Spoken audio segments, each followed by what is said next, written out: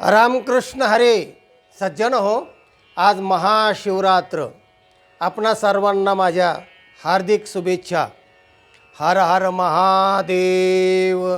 कैलास राणा शिवचंद्र मौळे, फणींद्र माथा मुगुटे झळाळे, कारुण्य सिंधू भव दुःख हारे, तुझ विन शंभो मज कोण तारे. कर चरण कृतं वा कायजं कर्मजं वा, श्रवण नयनं वा मानसं वापराधं, विहितम विहितं वा सर्वमेतत् क्षमस्व. जय जय करुणाब्धे श्री महादेव शंभो. सज्जन हो, एकनाथ महाराजांचा आजचा अभंग आहे, विवरणासाठी घेतो आहे. शिव भोळा चक्रवर्ती, शिव भोळा चक्रवर्ती. शिव या शब्दाचाच अर्थ आहे कल्याणम, शुभम.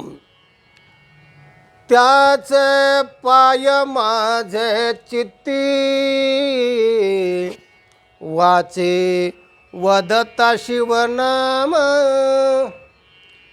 त्यासी न बाधी क्रोध काम, वदता शिवनाम.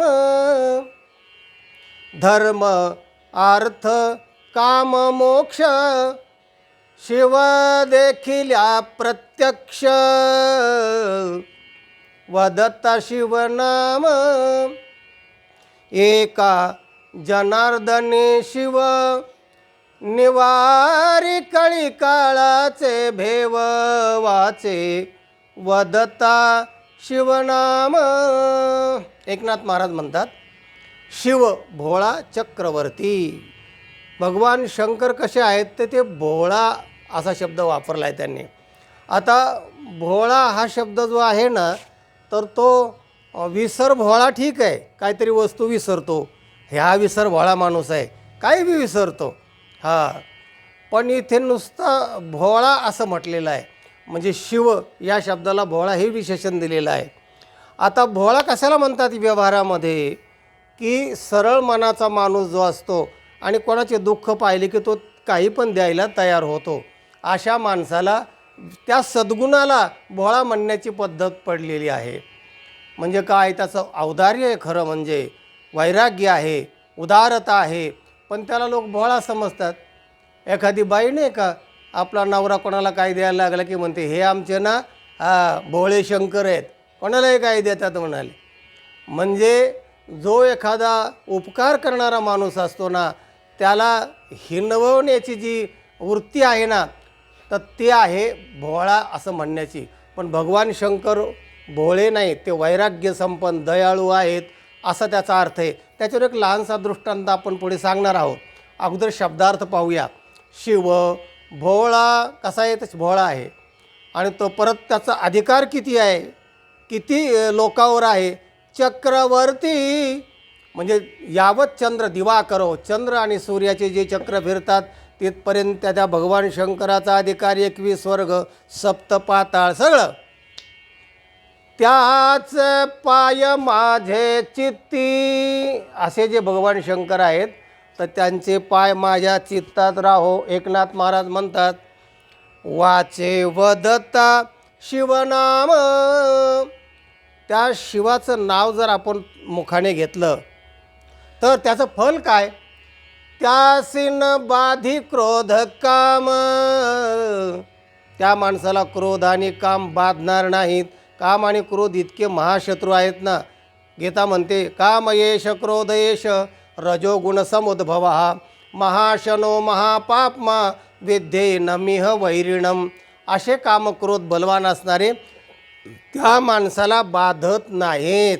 जो वाचेने शिवाचं नाम घेतो त्याला. पुढे महाराज म्हणतात, धर्म अर्थ काम मोक्ष, हे 4 पुरुषार्थ आहेत ना, ते शिवा देखिल्या प्रत्यक्ष. भगवान शंकराला जर आपण प्रत्यक्ष पाहिलं, दर्शन घेतलं, तर हे 4ही पुरुषार्थ संपन्न झालो आपण, त्याचे फल मिळाले असं समजा. असं एकनाथ महाराज म्हणतात. शेवटच्या चरणामध्ये नाथ म्हणतात, एका जनार्दनी शिव निवारी कळी काळाचे भेव. कळीकाळ याची जी भीती आहे, नान्यत मरणात भयम, मनुष्याला सगळ्यात मोठी भीती आहे मरणाची. पण भगवान शंकराचं नाव घेतं तर ती भीती त्याला बाधत नाही, असं नाथ महाराजांचं म्हणणं आहे. तेव्हा भोळा या शब्दावर थोडंसं आपण लहानसा दृष्टांत पाहूया, कारण मोठा व्हिडिओ होईल. कारण 2-2 तासाचे हे कीर्तन आम्ही आयुष्यभर केले या अभंगावर शिवरात्रीचे. पण व्हिडिओच्या दृष्टीने एवढी लांबलचक कथा सांगण्यापेक्षा भोळा या शब्दाचा फक्त अर्थ आपण पाहूया की भोळा नेमका काय. भगवान शंकराचा एक निस्सीम भक्त, तो आहे भस्मासूर. असुर होता, पण तो भगवान शंकराची सेवा करता करता करता भगवान शंकराने त्याच्यावर विश्वास ठेवला आणि हाही सेवा करून करून त्याचा विश्वास भगवान शंकराचं संपादन केला त्याने. पुढे त्या भस्मासुराला अशी इच्छा झाली की जर आपण काय भगवान शंकराकडून काय वर मागून घ्यावं.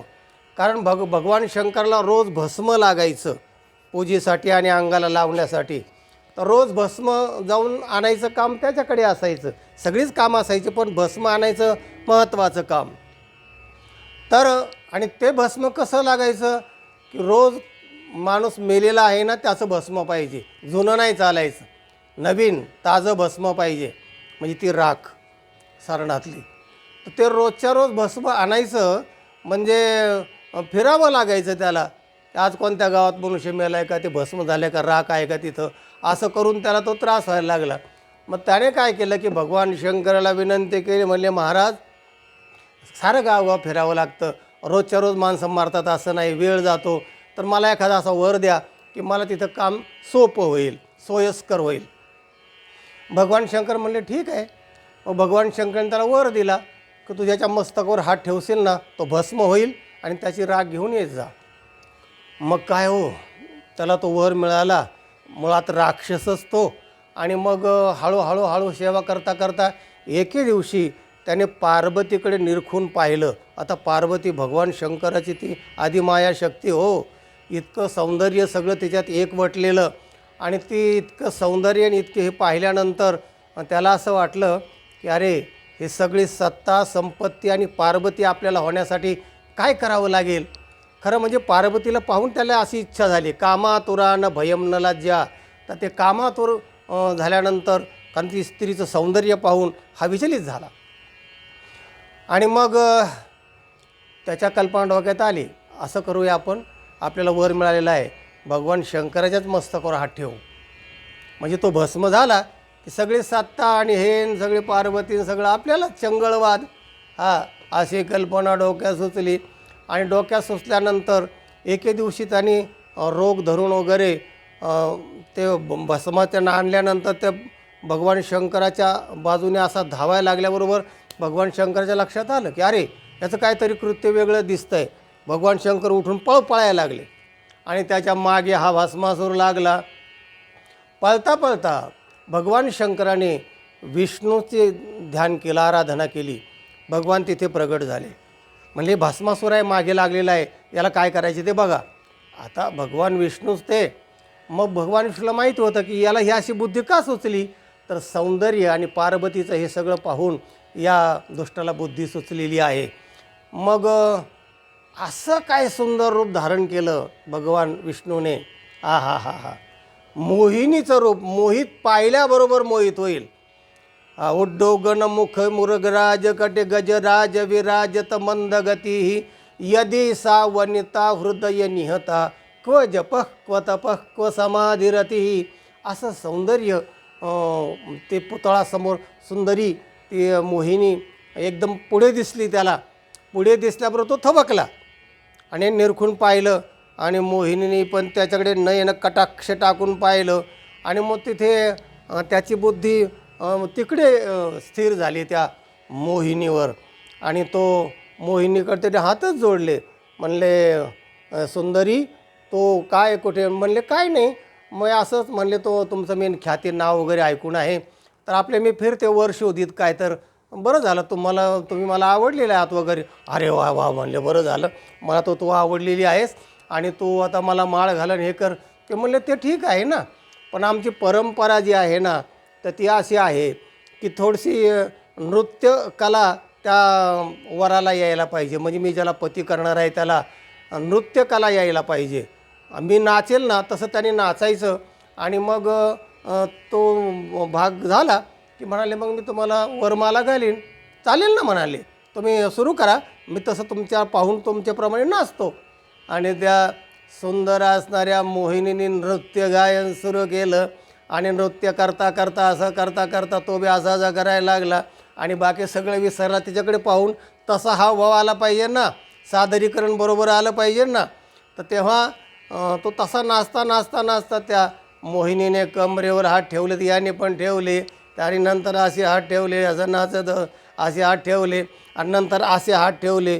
त्या भस्मासुराने असे हात ठेवल्यानंतर स्वतःच भस्मसात झाला. सज्जन हो, तात्पर्य असं आहे की कृतघ्ने नास्ती निष्कृतीही. शास्त्राने सांगितलं आहे जो माणूस कृतघ्न असतो त्याला निष्कृती नाही, म्हणजे त्याला प्रायश्चित्त नाही. असा हा कृतघ्न असणारा भस्मासूर, तर तो भगवान विष्णूने त्याचा काटा काढला. सांगायचा मुद्दा असा की असं म्हणून तेव्हापासून असं म्हटलं, मी काय भस्मासूर आहे का? गीतेत सुद्धा आलेलं आहे, माऊलीने लिहिलं आहे. अर्जुन म्हणे काय मी भस्मासूर अर्जुन म्हणे. म्हणजे भगवान सांगत होते ना की तू लढ यांच्याबरोबर. तेव्हा अर्जुनाने सगळे पाहिले, भीष्माचार्य, द्रोणाचार्य, अरे आणि यांच्यावर बाण टाकून यांना मी मारू, की ज्यांनी मला खेळवलं, हे केले, खांद्यावर घेऊन केले, माझ्या बोटाला धरून चालत होते. काय मी भस्मासूर अर्जुन म्हणे. भगवान मी काय भस्मासूर आहे का? म्हणजे भस्मासुराचं उदाहरण पुढे लागू झालं. अशी काही भस्मासूर आजही आहेत आणि पुढे पण ते राहतील, परंपरा चालवणारे. तेव्हा सांगायचा मुद्दा असा की भोळा याचा अर्थ आहे उदार. भोळा याचा अर्थ आहे की कोणालाही काही द्यायला तयार असतो असा. आणि म्हणून एकनाथ महाराज म्हणतात शिव भोळा चक्रवर्ती, असा हा भोळा शिव. आज त्यांची महाशिवरात्र आहे. त्या शिवरात्रीच्या निमित्ताने पुनश्च एकदा हर हर महादेव, पार्वती पते हर हर महादेव शंभो. सज्जन हो, हा व्हिडिओ इतरांना टाका, लाईक करा. ज्यांनी चॅनलला सबस्क्राईब केलं नाही त्यांनी जरूर सबस्क्राईब करा. ऐकत रहा, ज्ञान वाटीत रहा, आनंदी रहा. रामकृष्ण हरी.